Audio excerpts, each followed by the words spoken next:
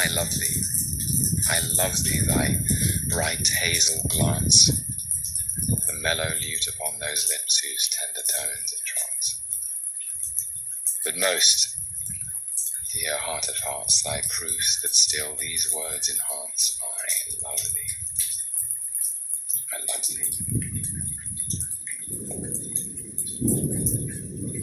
So we'll go no more a-roving, so late into the night, though the heart be still as loving, and the moon be still as bright. For the sword outwears its sheath, and the soul wears out the breast, and the heart must pause to breathe, and love itself have rest. Though the night was made for loving, and the day returns too soon, yet we'll go no more a-roving by the light of the moon.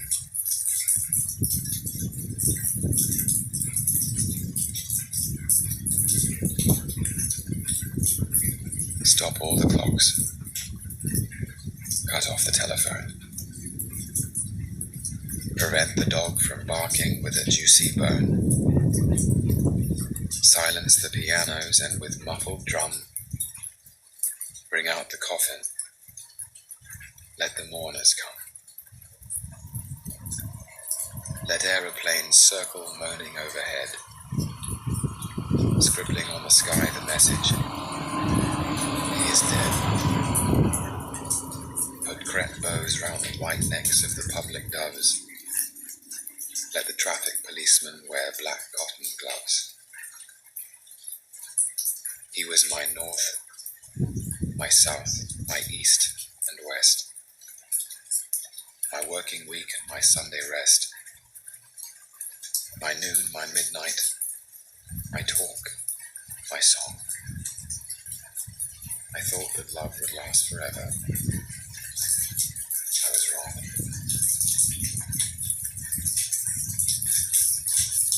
The stars are not wanted now. Put out everyone. Pack up the moon and dismantle the sun. Claw away the ocean and sweep up the wind. For nothing now. Come to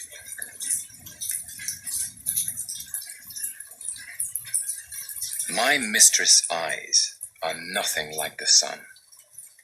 Coral is far more red than her lips red. If snow be white, why then her breasts are dun. If hairs be wires, black wires grow on her head. I have seen roses damasked red and white, but no such roses see I in her cheeks. And in some perfumes is there more delight than in the breath that from my mistress reeks. I love to hear her speak, yet well I know that music hath a far more pleasing sound. I grant I never saw a goddess go. My mistress, when she walks, treads on the ground. And yet, by heaven, I think my love as rare as any she belied with false compare.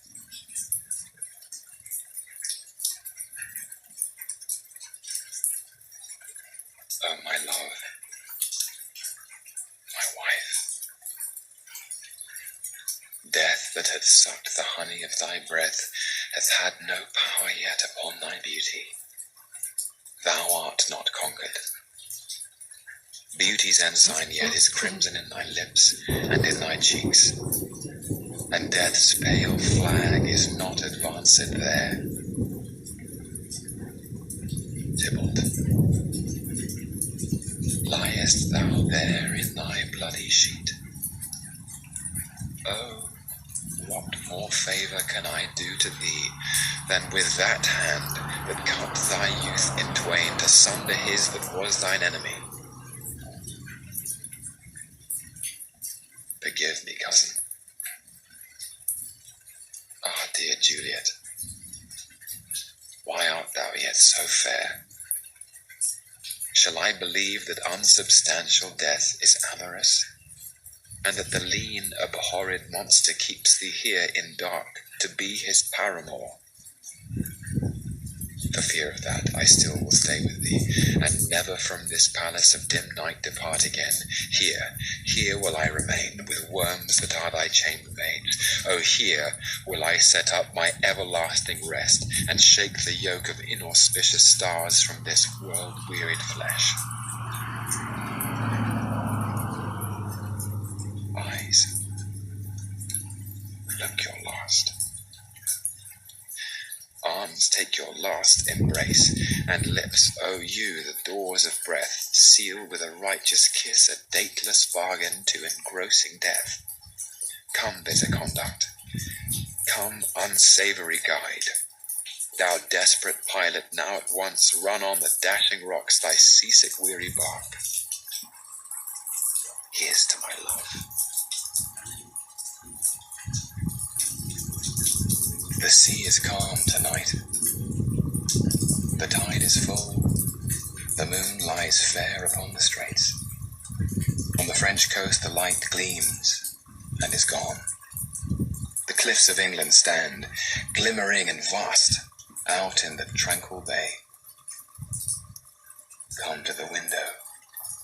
Sweet is the night air. Only, from the long line of spray where the sea meets the moon-blanched land, listen.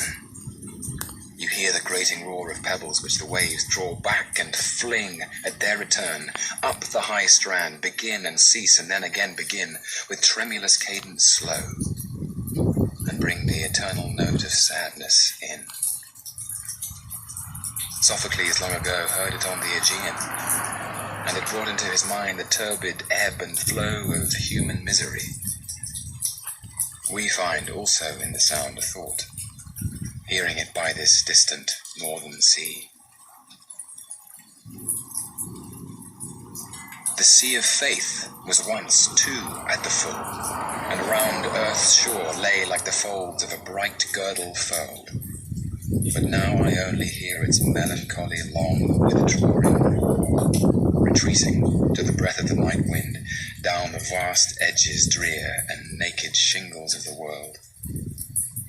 Ah, love, let us be true to one another.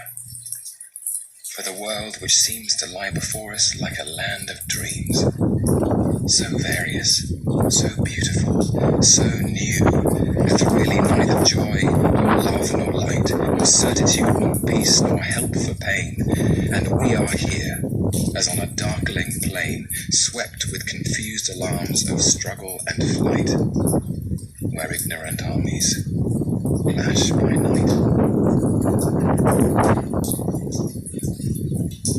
Our revels now are ended. These our actors, as I foretold you, were all spirits, and are melted into air, into thin air.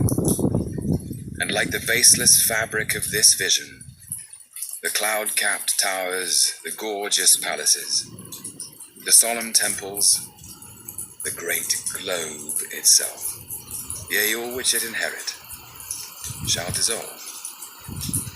And like this insubstantial pageant faded, leave not a rack behind.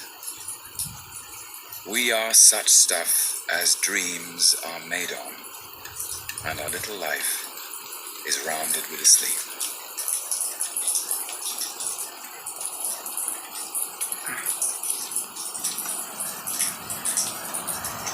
To be or not to be, that is the question. Whether 'tis nobler in the mind to suffer the slings and arrows of outrageous fortune, or to take arms against a sea of troubles and by opposing end them. To die, to sleep, no more. And by sleep to say we end the heartache and the thousand natural shocks that flesh is heir to. It is a consummation devoutly to be wished, to die, to sleep perchance to dream. Aye, there's the rub. For in that sleep of death what dreams may come when we have shuffled off this mortal coil must give us pause. There's the respect that makes calamity of so long life. For who would bear the whips and scorns of time, the oppressor's wrong, the proud man's contumely, the pangs of disprized love, the law's delay, the insolence of office, and the spurns the patient merit of the unworthy takes, when he himself might his quietus make with a bare bodkin? Who would fardels bear to grunt and to sweat under a weary life, but that the dread of something after death, the undiscovered country from whose bourne no traveller returns, puzzles the will, and makes us rather bear those ills we have, and fly to others that we know not of. Thus, conscience does make cowards of us all, and thus the native hue of resolution is sicklied o'er with the pale cast of thought, and enterprises of great pitch and moment with this regard, their currents turn awry and lose the name of action.